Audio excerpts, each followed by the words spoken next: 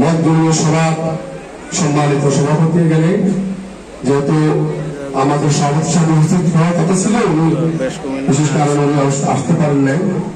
আজকে আমরা অ্যাডভোকেট নুরউদ্দিন চৌধুরী নামে আমরা এখানে একটা মত বিনিময় সভা করেছি ব্যবসায়ীদের পক্ষ থেকে, লক্ষ্মীপুর এবং বাংলাদেশ দোকান মালিক সমিতির পক্ষ থেকে বিভিন্ন বাজারের আগত যারা এখানে ব্যবসায়ী বাইরে আছেন, বিভিন্ন বাজারের সভাপতি সেক্রেটারি এবং উপস্থিত এখানে আমাদের মঞ্চে আছেন এবং উপস্থিত আছেন আমাদের ইউনিয়ন দালাল বাজারের সাবেক চেয়ারম্যান, যিনি আমাদের বণিক সমিতির দালাল বাজারের সম্মানিত সভাপতি, এবং উপস্থিত আছেন আমাদের এখানে আমাদের চেম্বার অফ কমার্সের সহসভাপতি এবং বিশিষ্ট ব্যবসায়ী এবং বাংলা সংকট মজুমদার উপস্থিত আমার ব্যবসায়ী ভাইরা, আসসালামু আলাইকুম।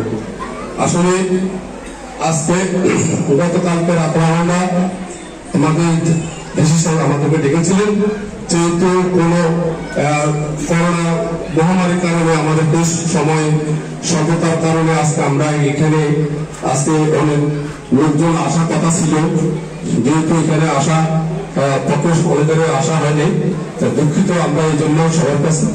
আসলে আমরা যে যার কারণে আমরা এই অনুষ্ঠানটা একটু সংযুক্ত করতে চাই, যেহেতু আমরা চাই যে আল্লাহ সবাইকে যেন সুস্থ থাকুক এবং আমরা সবাই কিন্তু স্বাস্থ্যবিধি মেনেই চলবো এবং সবাই কিন্তু মাস্ক পরিধান করবো, এই আশা আসলে আমরা বাজারে আমাদেরকে সবাই কিন্তু আমাদেরকে জেলা প্রশাসক পক্ষ থেকে বলেছে যে বাজারে ব্যবসায়ীরা যেন সুন্দরভাবে এবং সুস্বাস্থ্যভাবে চলাফেরা করে।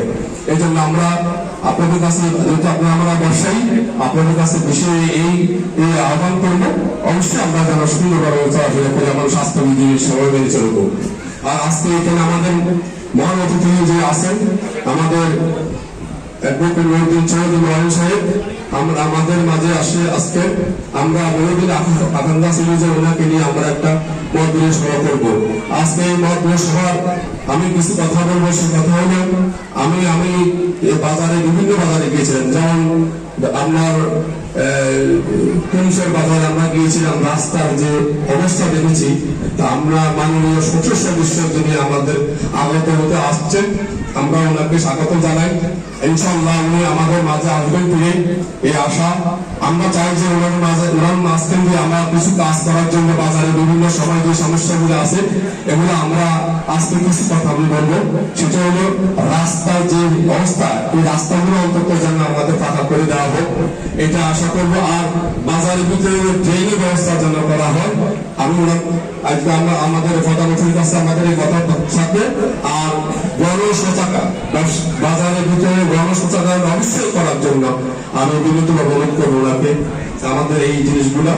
আর যেহেতু যোগাযোগ যদি থাকে তাহলে ব্যবসা বাণিজ্য আমাদের উন্নত হবে, এবং যে যেহেতু অনেক ট্রাক পিকআপ এরা এখান থেকে ভাড়া যদি 4000 টাকা হয় কিন্তু 6000 টাকা দিতে হবে, যেহেতু আমাদের মাল দ্রব্যের মূল্য ঊর্ধ্বগতি করা যার কারণে আমাদের সমস্যা হয়।